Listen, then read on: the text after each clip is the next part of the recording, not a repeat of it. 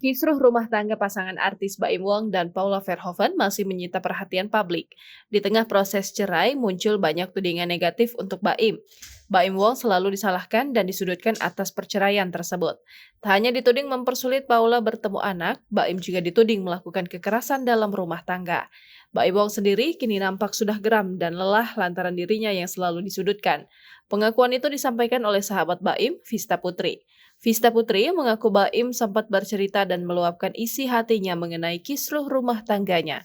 Sekarang Baim udah pegel kan, udah capek. Dia ditelepon, gue dah capek Vis, udah pegel banget ngomongin perempuan itu kan, ungkap Vista. Dikutip dari YouTube Mantra News, Kamis 20 Maret 2025.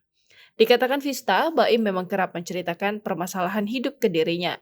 Bahkan Baim juga tak ragu-ragu meneteskan air mata saat menceritakan keluh kesahnya di depan Vista. Namun di tengah permasalahan tersebut, kata Vista, Baim selalu memikirkan masa depan anaknya.